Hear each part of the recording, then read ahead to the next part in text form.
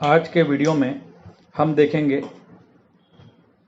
आयुर्वेद में दिए गए 8 शरीर स्वस्थता के लक्षण।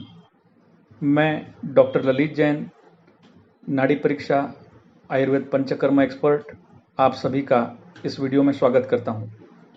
मित्रों, आयुर्वेद में इम्यूनिटी जांच के लिए 8 लक्षण कहे गए हैं। हमारा शरीर कैसे स्वस्थ होगा, इसके ऊपर एक श्लोक दिया गया है। देहे सर्वत्र चोष्णस्य समता लाघवम सुखम शुतृष्णा गाढ़ निद्रा च मनसो अपि प्रसन्नता शरीरे कर्म सामर्थ्य अनालस्यम च कर्मसु स्वतः सिद्धो गमः काले स्वस्थन्ता लक्षयन्ति ही। अर्थात यदि हमारा पेट अच्छी तरह साफ हो, हमारा वजन सही रहे, त्वचा साफ हो, हमें आलस ना आता हो, अच्छी भूख लगती हो, अच्छी नींद आती हो, शरीर में कहीं कोई पीड़ा ना हो और हमारा मन प्रसन्न रहता है, तो हम अपने आप को स्वस्थ मान सकते हैं। अन्यथा ऊपर कहे गए 8 लक्षण नहीं हैं तो घबराने की बात नहीं है। आप आज से ही अपनी दिनचर्या, अपने खान पान को बदलकर जल्दी ही इन लक्षणों को पैदा कर सकते हैं। इन लक्षणों को आप कैसे अपने भीतर ला सकते हैं, उसके भी कुछ तरीके मैं इस वीडियो में आपको सुझाने वाला हूं। जैसे पहला लक्षण कहा गया है कि त्वचा में कांति हो, यानी त्वचा में चमक हो। जिनका स्वास्थ्य जितना अच्छा होता है उनके चेहरे समेत पूरी त्वचा भी बहुत चमकदार और अच्छी दिखाई देती है। इसलिए सुबह से लेकर शाम तक हम व्यवस्थित रूप से पानी पिए, योग, व्यायाम और संतुलित सात्विक आहार करें। वजन पर नियंत्रण का मतलब है कि वजन बढ़ना आनुवंशिक वजहों के अलावा अगर कोई वजह है तो आपके भोजन और व्यायाम के बीच असंतुलन। जब आप दिन भर भोजन के जरिए ऊर्जा को प्राप्त करते हैं और उसे खर्च नहीं करते तो ऊर्जा जमकर चर्बी के रूप में हमारे शरीर में जम जाती है और उसका संतुलन बनाने के लिए हमें व्यायाम और योग का सहारा लेना चाहिए।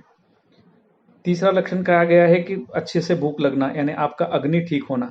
यदि आपका अग्नि ठीक रहेगा तो आप जिस भी चीज को खाएंगे उसे आप अच्छी तरह से पचा सकते हैं। चौथा लक्षण कहा गया है कि अच्छी नींद, गहरी नींद। गहरी नींद भी एक स्वास्थ्य का लक्षण है। यदि हम अच्छे से नींद लेकर सुबह उठते हैं तो शरीर में तरोताजा महसूस करते हैं। यदि हम भोजन के बाद वाम कुक्षी मतलब 15 से 20 मिनट तक थोड़ा सा रेस्ट करें और रात को अच्छी तरह से निद्रा लें तो हमारा दिमाग और शरीर दोनों सक्रिय रहेंगे। पांचवा लक्षण कहा गया है कि मन में प्रसन्नता का भाव। मन में प्रसन्नता का भाव मतलब ये होता है कि हमारे शरीर में किसी भी चीज को लेकर घबराहट न रहे। शरीर जितना प्रसन्न रहेगा, मन जितना प्रसन्न रहेगा, उतना ही हमारे शरीर पे उसका असर होता है, क्योंकि मन और शरीर एक दूसरे के लिए विपरीत रूप से कार्य करते हैं।